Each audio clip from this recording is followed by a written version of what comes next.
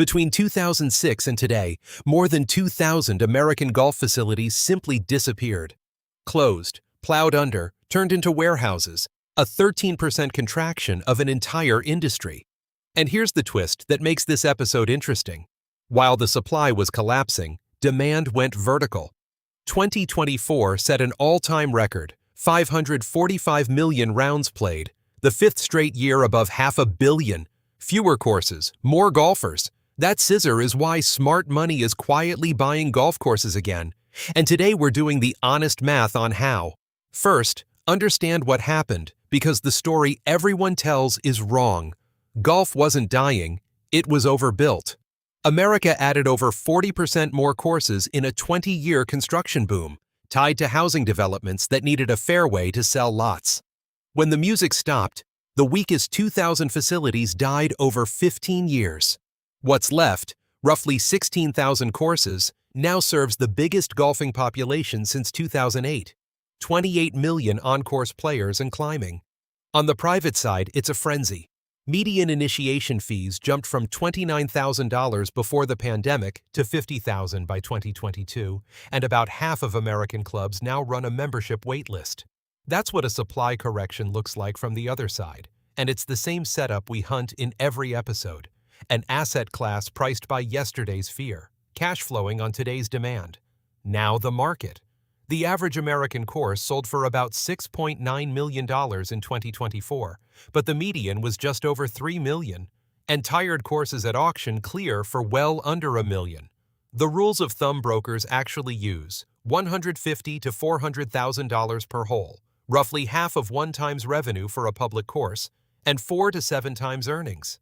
And golf trades at cap rates of 10 to 12%, double what apartments fetch because the income is genuinely harder to earn. Which brings us to Max's course. He bought a below-median daily fee 18 in a secondary market for $2.2 million. Volume, 30,000 rounds a year, the national median. At a blended $40 with cart, $1.2 million in golf revenue, plus about $350,000 from food, beverage, pro shop, and the range. Call it $1.55 million total. Now the side of the ledger that kills the romantics. Golf maintenance is a monster. A daily fee course spends $425,000 to $570,000 a year. Just keeping grass alive, mowers, crew, water, chemicals, sand. Add labor for the shop and kitchen, insurance, utilities, taxes, and the whole cost stack lands near $1.3 million. What's left is roughly $250,000 of operating profit, an 11% yield, right in the middle of those golf cap rates.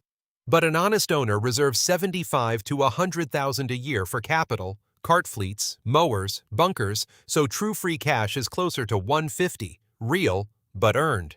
And there's one machine under the grass that decides everything: irrigation. A course's irrigation system lasts about 30 years, and replacing one starts at $2.5 to $3 million, more than Max paid for the entire course. An average 18 irrigates roughly 80 acres, and in the Southwest, the water bill alone can be brutal.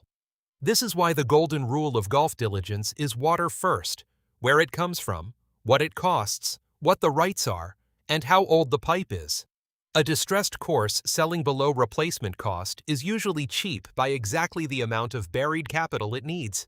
Now the fantasy every spreadsheet investor has. Buy the course cheap, flip the land to home builders. Almost always a trap. Golf land is typically zoned recreation or open space, wrapped in covenants and furious neighbors. When an investor bought the bankrupt Escondido Country Club in 2012 and shut it to force homes through, it took 6 years of litigation and ballot fights before any compromise. In Miami, a court killed a 550-home conversion because a deed covenant required golf on the land for decades to come. Buy a golf course to run a golf course. If the land ever converts, treat it as a lottery ticket you never paid for. Who else is at the table?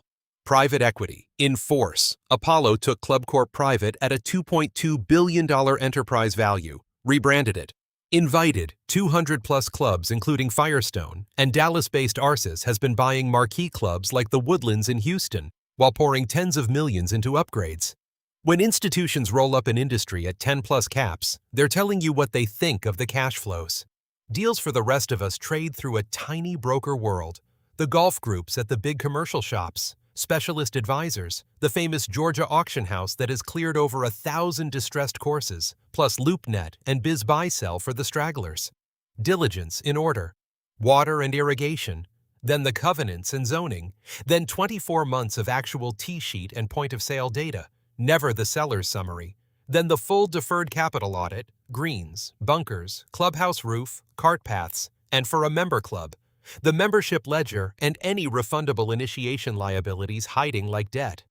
The failure case writes itself. The auction bargain at $1.2 million doing 22,000 rounds clears barely $40,000 a year. Then the 30-year-old pump station dies, and the owner is holding a $3 million irrigation quote on a course that earns nothing. The discount was the repair bill, priced in by people who knew. So here's the golf playbook.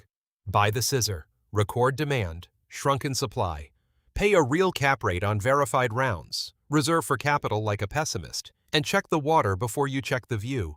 Raise the green fee a few dollars because the market already has. Fill the shoulder hours with leagues and juniors, and let food and events carry the clubhouse. Golf spent 15 years being the punchline of bad investments, and that's precisely why the survivors are good ones. This is Acquisition Insider, showing you how the machine really works. Subscribe,